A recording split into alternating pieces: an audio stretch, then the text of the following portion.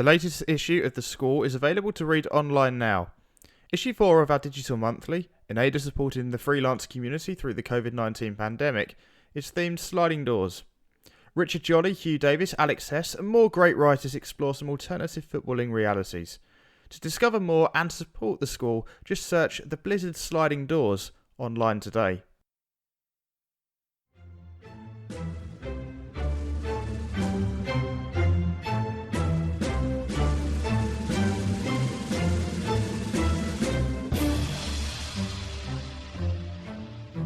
From the pages of The Blizzard, the Football Quarterly, a look through the archives where we bring you some of our favourite articles to have appeared in the magazine since we first began in 2011.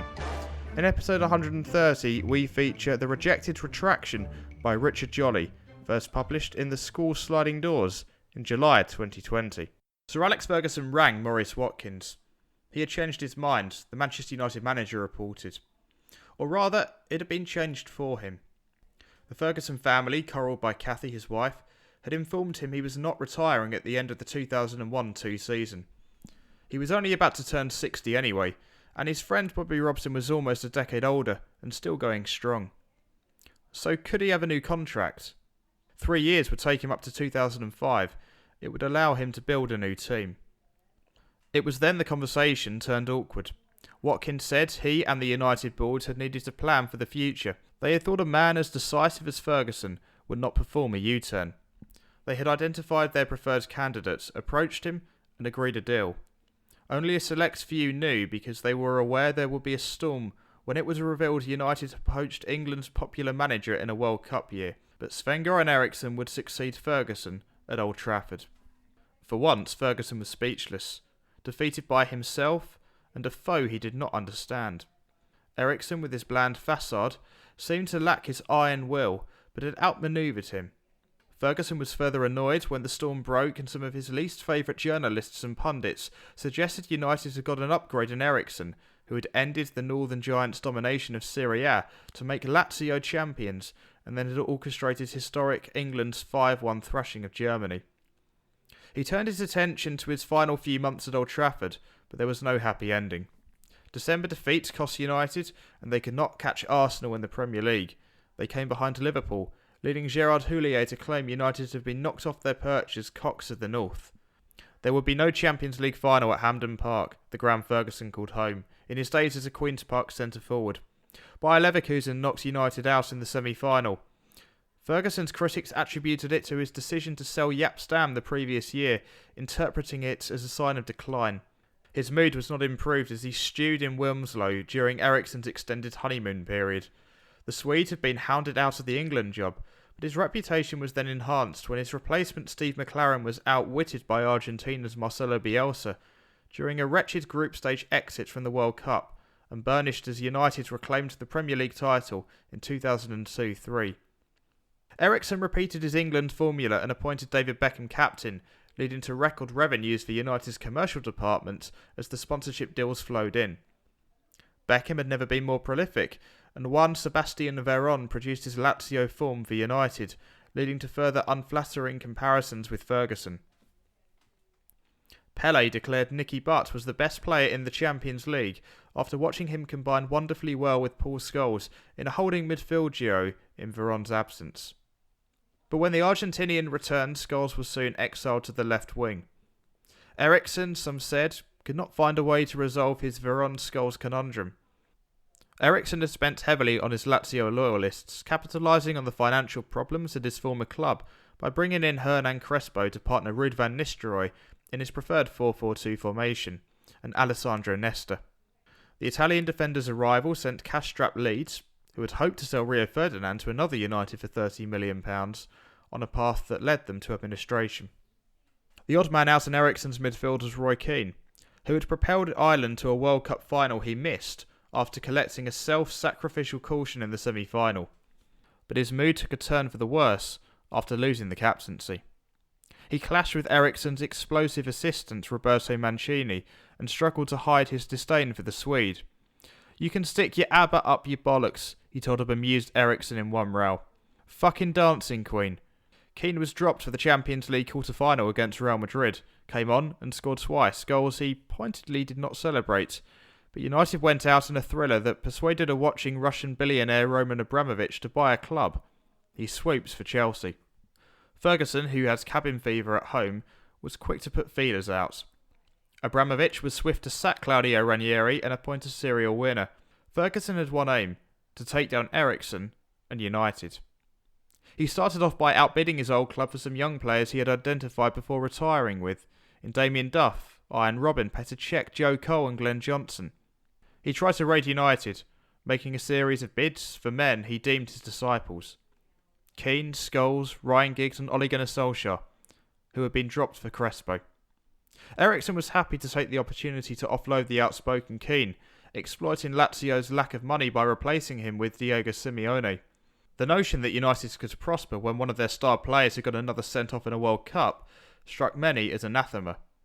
Eriksson wondered what all the fuss was about. Meanwhile, Arsene Wenger picked up on a young Portuguese prodigy who had been on his radar. He loaned Cristiano Ronaldo back to Sporting Lisbon for a year, and scarcely needed him as Arsenal went through the season unbeaten, while Chelsea and United continued their footballing arms war by staging a bidding war for the 17-year-old Wayne Rooney. Ferguson won. Wenger accused both of financial doping, which Eriksson shrugged off. Ferguson took particular delight when his Chelsea side knocked Arsenal out of the Champions League, but the cracks in Eriksson's United started to show when they were eliminated by Porto. First half good, second half not so good, said the Swede, but that had started to feel a theme.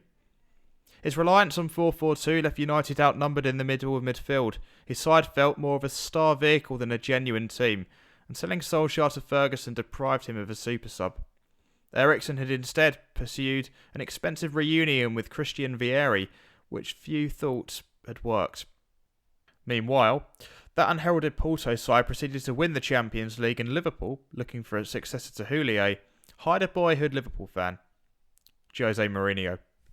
It is, of course, all fictional, and yet the pertinent element is how much of what happened between Christmas 2001 and the summer of 2004 set the direction of the Premier League for the next decade, if not longer. Most obviously, Ferguson remained at Old Trafford for a further 11 years, winning 6 more Premier Leagues, reaching a further 3 Champions League finals, and lifting his second European Cup in 2008. He defied predictions of his decline. In his own way, he outlasted everyone, even Wenger, in the sense that his last league title in 2013 came 9 years after the Frenchman's. It was Ferguson who emerged as the major rival to Abramovich's Chelsea. As his family suggested, he could build another great team, and indeed began to do so soon after reversing his decision to retire.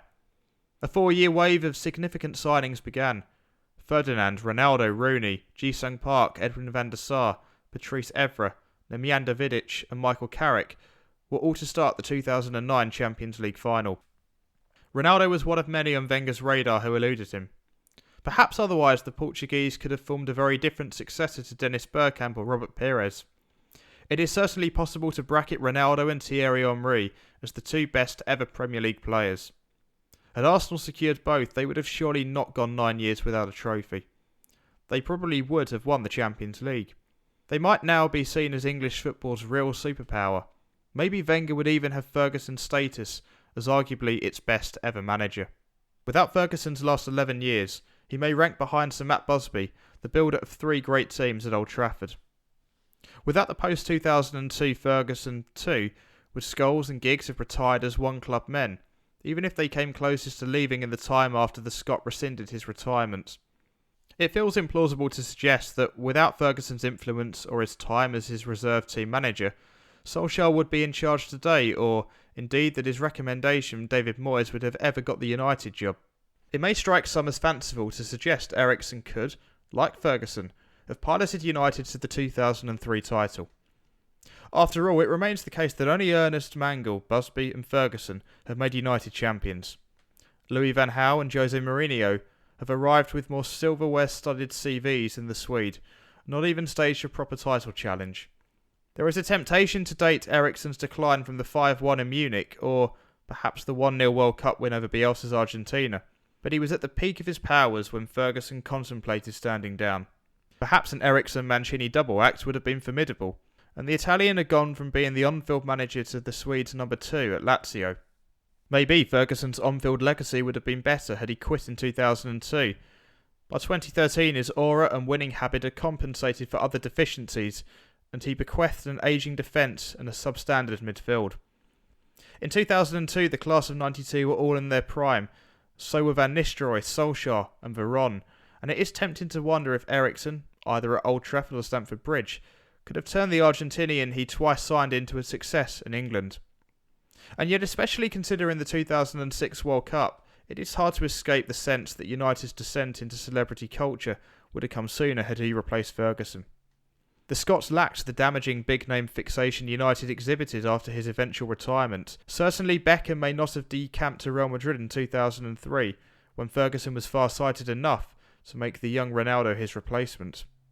Ferguson was implaceable in some respects, flexible in others.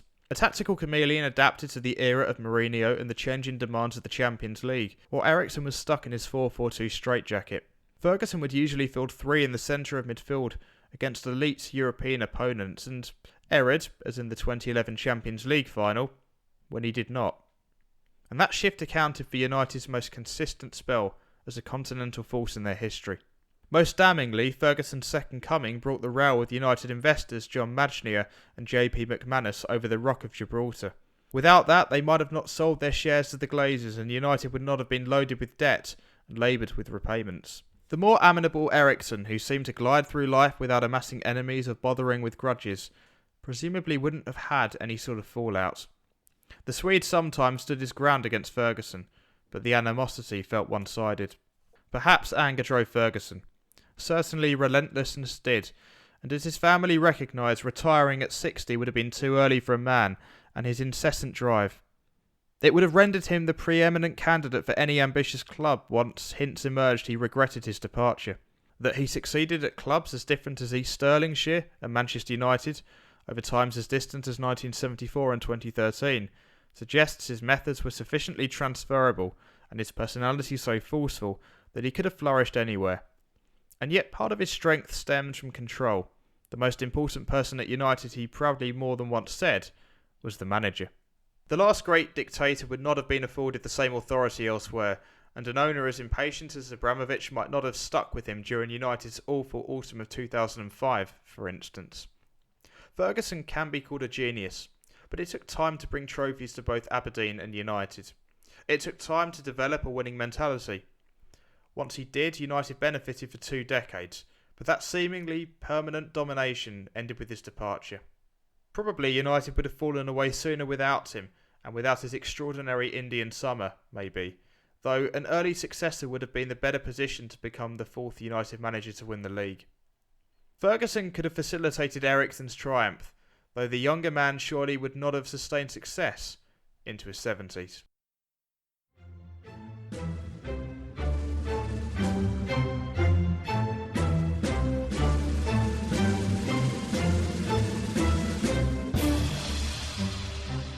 If you enjoyed this, then make sure you subscribe and give us a rating on your podcast platform of choice. Also follow us on Twitter @Blizzard. That's @BLZZRD. That's the best place to keep up to date with all things Blizzard between each issue. Thanks for listening, and farewell. If only there was a way to immortalise football's greatest games, goals and moments with some incredible artwork for that blank space in your wall. We've partnered with the Goal Hanger to help you do just that. Choose from one of our own picks, like the 2005 Champions League final in Istanbul, or the 2000 European Championship final, or request your own favourite goal of all time. Discover more and order your prints from just £30. Just head to the relevant link in the podcast description.